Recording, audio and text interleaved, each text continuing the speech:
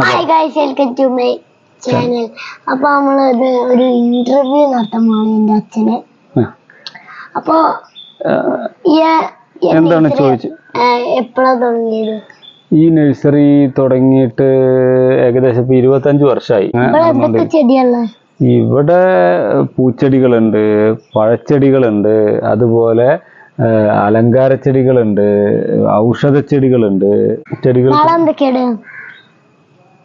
ചെടികൾക്കൊക്കെ എന്ത് വളമിടുക? ചാണകപ്പൊടി ഇടും, മണ്ണിര കമ്പോസ്റ്റ് ഇടും, വേപ്പും പിണ്ണാക്ക്, എല്ലുപൊടി, ഇതൊക്കെ ഇടും.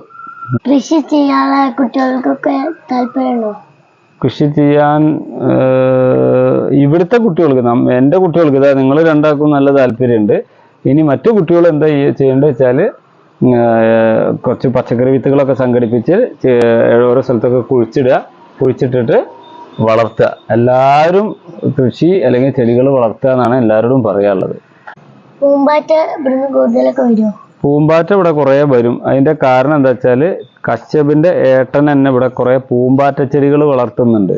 അപ്പോൾ പൂമ്പാറ്റ ചെടികൾ നമ്മൾ വളർത്തിക്കഴിഞ്ഞാൽ ധാരാളം പൂമ്പാറ്റകൾ ആ ചെടികളെ അന്വേഷിച്ചിട്ട് വരും.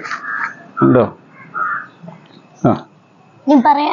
ഇനി പറയാനുള്ളത് എന്താ വെച്ചാൽ കുട്ടികളൊക്കെ നല്ല രീതിയിൽ ചെടികൾ വളർത്തുക, പൂമ്പാറ്റ ചെടികളൊക്കെ വെക്കുക, പൂമ്പാറ്റകളെ കാണുക, പൂമ്പാറ്റകളെ നിരീക്ഷിക്കുക, അതിൻ്റെ പേരൊക്കെ മുതിർന്ന ആളുകളോട് ചോദിച്ച് മനസ്സിലാക്കി ചെയ്യുക.